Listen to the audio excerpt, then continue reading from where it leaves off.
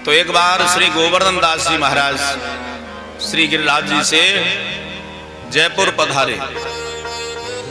तो जयपुर के सब रसिक श्रोता हैं, सबने निवेदन किया कि महाराज जी आप कथा सुनाओ। तो बाबा कथा सुनाने लगे। 3-4 दिन कथा हुई, रैदास जी का चरित्र हुआ और बाबा ने पोथी बंद कर दी। तो बाबा ने कहा भैया हमें अब रैवासा पहुंचना है और वहां से जब लौट करके आएंगे तो पुनः फिर यहीं से कथा सुनाएंगे। संतों की कथा प्रेम की कथा है, वहां कोई नियम नहीं, अनुष्ठान नहीं होता। अब तो महाराज 3-4 दिन के बाद में महाराज जी लौट करके आए। फिर श्रोताओं ने आग्रह किया कि महाराज जी कथा सुनाओ। तो गोविंद देव जी की घटना है, ये बिल्कुल सत्य घटना है और कलयुग की ही घटना है। हाँ, गोविंद देव जी के प्रांगण में महाराज कथा प्रारंभ हुई। श्री गोवर्धन दास महाराज ने पोथी को खोला और एकाएक विचार आ गया कि ये लोग इतने प्रेमी हैं, इतने रसिक हैं कथा के, तो पूछूं तो सही कि पिछली बार जब हमने कथा करी थी तो कहां तक का चरित्र हुआ था। अब तो महाराज जी ने पूछा, देखो भैया आप सब जयपुर के परम रसिक श्रोता हैं, अब आप ये बताओ कि 4 दिन पहले कथा को कहां विराम दिया गया था। अब देखो कोई नहीं बता पाया, क्योंकि संसारी श्रोता हैं।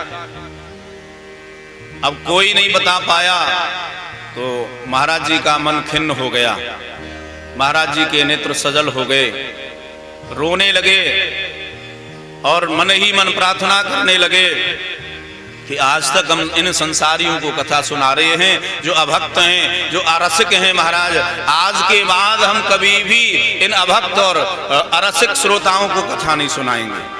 पोथी को बंद कर दिया और बंद कर दिया तो महाराज रोने लगे बैठ करके, और रोने लगे तो श्री गोविंद देव ठाकुर ने अंदर से गर्भगृह से पुजारी जी को हाथ को झालो दे के बुलायो। बोले पुजारी जी इतकू आओ।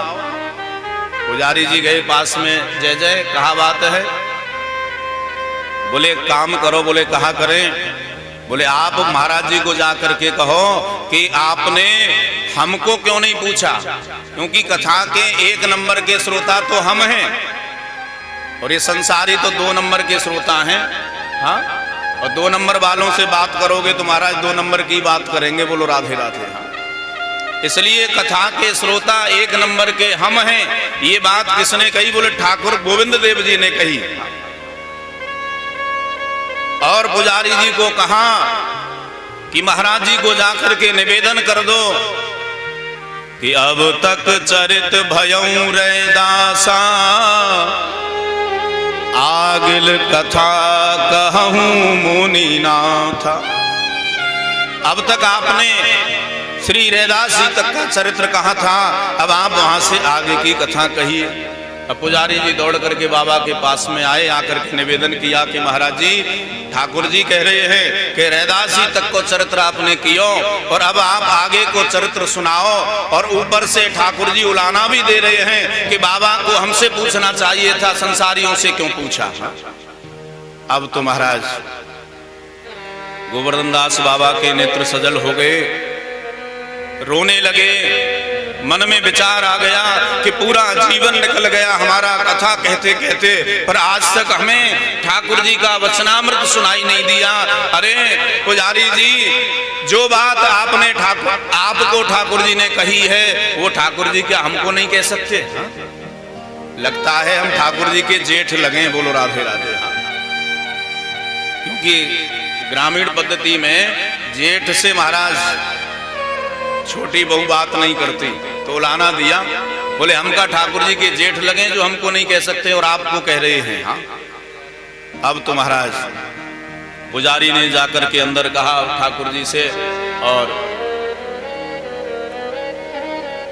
ठाकुर जी ने ठाकुर जी को कहा कि बाबा ऐसे कह रहे हैं कि पूरा जीवन निकल गया कथा कहते कहते, परंतु आज तक वचनामृत नहीं सुना है।